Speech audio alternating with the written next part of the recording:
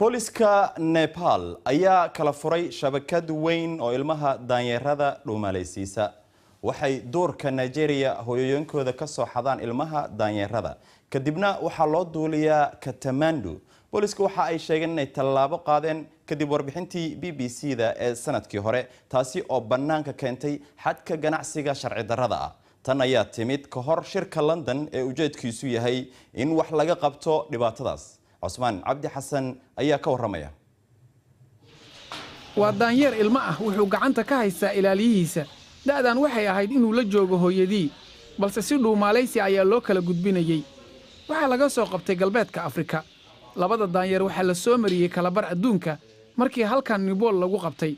Ragga lagu eedeeyay kala gudbintooda maxkamad ayay sugayaan. Dhibaato ayay ahayd wixii ay soo mareen xayawaankan. Duurka ayaa laga soo qabtay iyagoo dhowr bilood jira. Maandooriye ayaa la siiyey, sanduuq ayaa la soo geliyey, Nigeria ayaa laga soo kaxeeyey. Waxaa loo soo duuliyey Istanbul kadibna Kathmandu. Haddii aanan halkan lagu badbaadin lahayn, waxaa loo geyn lahaa iibsadaha oo Hindiya jooga, lamana oga waxa ay ku dambayn lahaayeen. Heshiiska waxa uu bilowday markii nin ka mid ah kuwa hadda maxkamadda sugaya uu soo bandhigay muuqaalkan. Daanyaradan midkiiba $12,000 ayaa lagu iibinayay. Balse markii xog la helay, booliska Nepal ayaa isha ku hayay garoonka Kathmandu. Sanduuq weyn ayaa la keenay. Shimbiro ayaa ku jira kuwaasi oo sharciyan la dhoofin karo. Baarayaasha waxa ay qabeen in wax badan ku jiraan. Way daba kaceen kadibna waxa ay heleen 2 daanyeero ilmo ah. Ninka booliska mas'uulka ka ah ayaa sheegay inuu ka naxay. Waxay u ekaayeen ayuu yiri sida caruur bani aadan. So they were just like small babies. They were just sucking their thumbs. waa sida ilmo yar oo suulka nuugaya markaad si dhow wajiga uga eegto waa caddahay inaad u naxayso maxaa yeelay waan ogahay inaysan hadlayn balse sida ay u muuqdaan waad ka garan kartaa inay aad u daalan yihiin xaalad xunna ay ku jiraan. Kuwa wax dhuumaalaysiiyey waxay adeegsanayeen farsamo aan helnay sanadkii hore oo ah sanduuq si gaar ah loo sameeyey oo lagu qoriyo xayawaanka aan la ogolayn in laga ganacsado sida daanyaradan.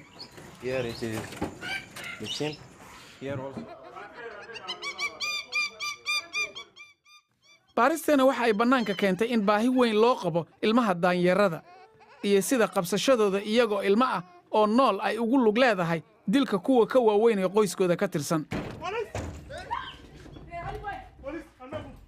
Howlgal ay booliska Ivory Coast sameeyeen ayaa horseeday xukunkii ugu horreeyay ee dambiga duurjoogta.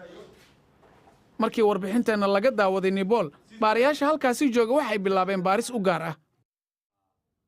Warbixinta BBC-da waxaa hadda la tusiyaa saraakiisha qarsoon ee Kathmandu. Boolisku way og yihiin in Nepal tahay jidka ugu fudud kuwa xayawaanka dhuumaalaysiiya.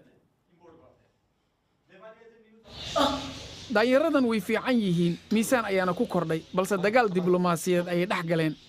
Nigeria in loo soo celiyo ayay doonayaan. Nepalna waxay sheegeen in ay caddayn u yihiin maxkamadda. Sidaa daraaddeed, hadda waxaa guri u ah sanduuqan yar.